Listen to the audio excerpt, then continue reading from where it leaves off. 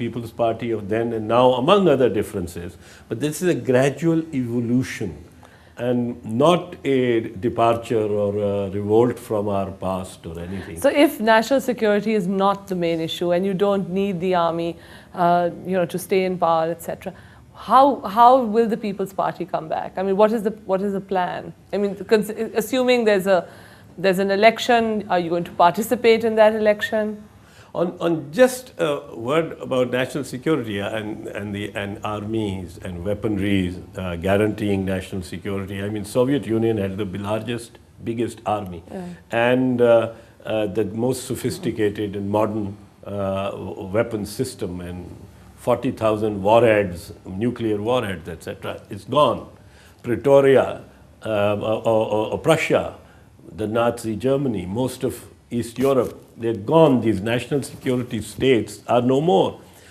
The security of a state rests in the individual having a stake in the state.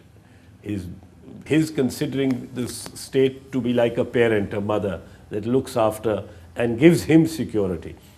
Now the point that I think we have realized, and I think that the People's Party realizes, is that the army must recede from interference and interventionist mindsets and go back in doing what it's supposed to do. That is, to defend the country against external enemies and against internal subversion under civilian oversight and in subordination to civilian authority, democratic authority. But do you see that happening? Because they're going to say that the threats are huge, both internal and external. Howsoever huge. I mean, Churchill echoed Clemenceau when he said, war is too serious a matter to be left to the generals. I mean, this is peacetime.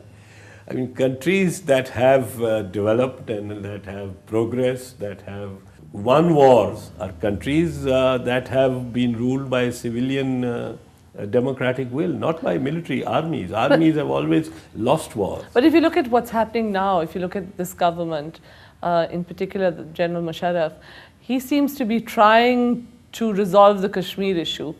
I mean, he's come up with this formula. I know you're smiling again.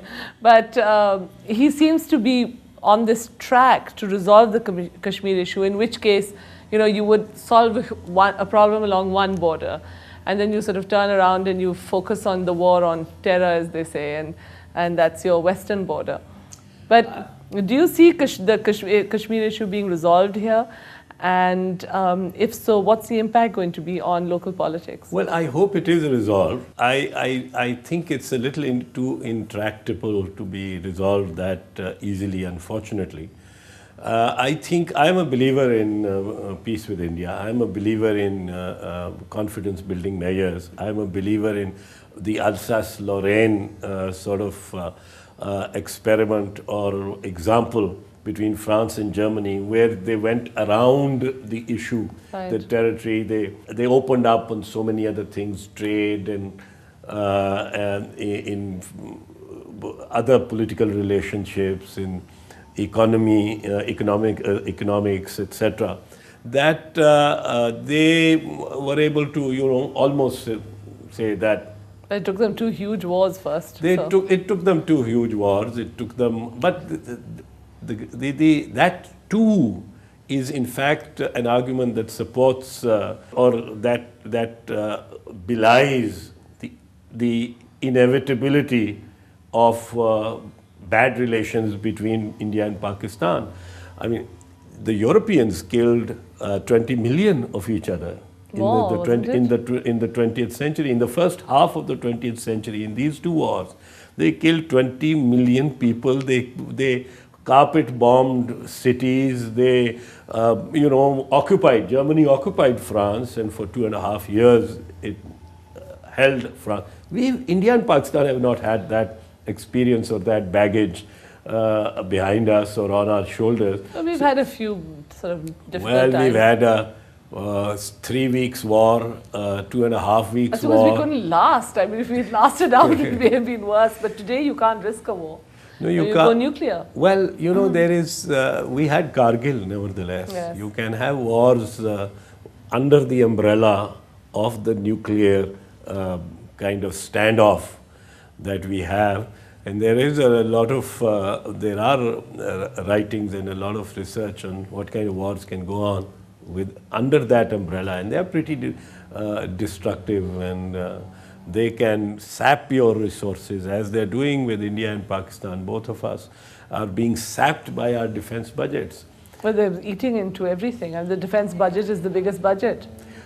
It is indeed, and you know, I don't know why the Indians had last year, that is 2006, to increase their budget by 9%, their defense budget at that. And I was in Delhi Well, after we that. increased ours as well. Well, we had to respond. It's you know, India and Pakistan Quid is pro a quo. reciprocal quid pro quo. Reciprocity is the Name of the game. name of the game, which they've got to give up. Which Yeah. they've got to give up. Otherwise, you know, it goes like you are issuing 1,000 visas a month, we'll issue 1,000 visas a month only. You have denied a visa to educationists coming in, we'll deny visas to your artists coming in. Oh, God. It's, you picked up our human rights activists and we're going to harass yours. you are expelling a driver, we'll expel a driver. So it's like the Cold War going on still. I hope they can do a lot better than that. Well, we're going to take a short break. We'll be back in a moment with Etizaz Ehsan. Stay with us.